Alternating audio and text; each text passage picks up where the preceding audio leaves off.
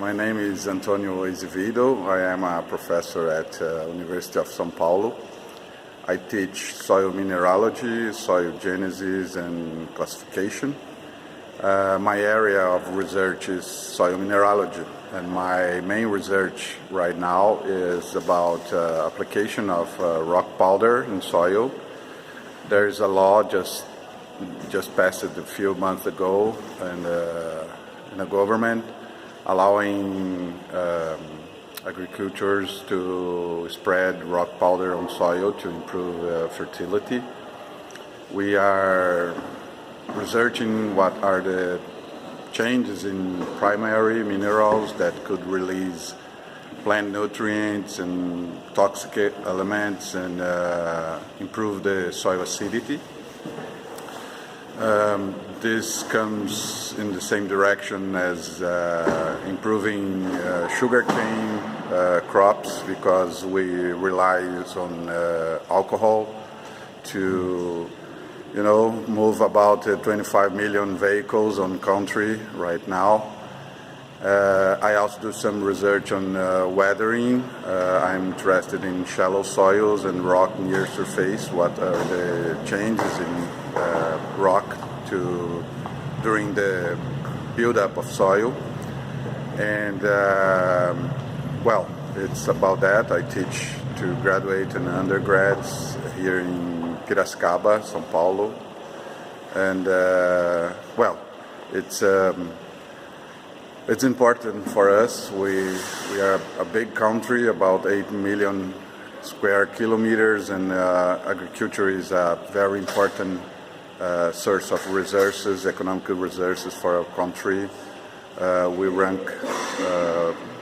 in the first place or second in cattle beef and coffee, sugarcane, orange, and things like that. So it's important for us to understand better and better the soils to crop and to maintain soils productive as long as we can.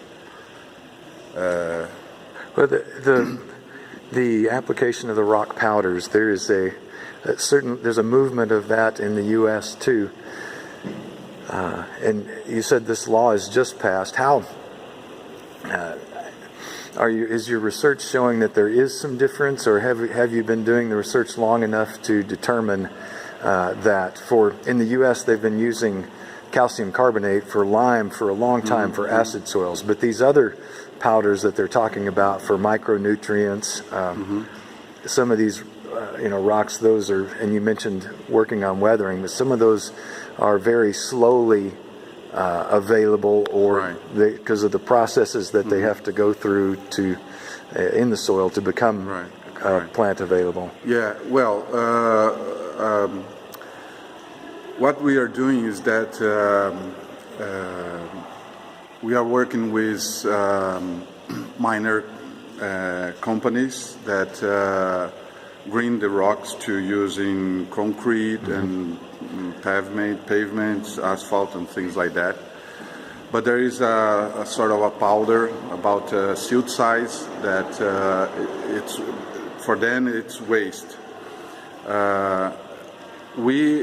Our longest experiment is 2 years. There are some improvements in exchangeable bases, but we couldn't find any impact yet on the concentration of micronutrients in plant tissue. There is some improvement in pH, but not as good as calcium carbonate. The silicate is an anion that still neutralizes the acidity. And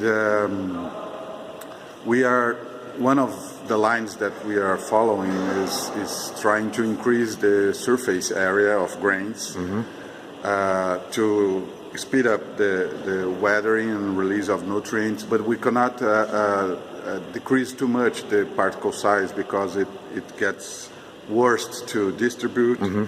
So we are trying to play a little bit with particle shape, trying to avoid the spherical shape, because this is the one with least surface area for the same volume.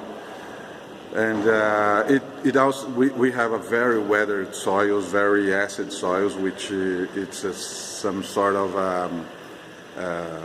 good environment for weathering. So it's an advantage we have, and it also depends on which type of rock. So we are working with basalts and diorites and diabases. So there's a lot of release of calcium and iron and some micronutrients. But we have some.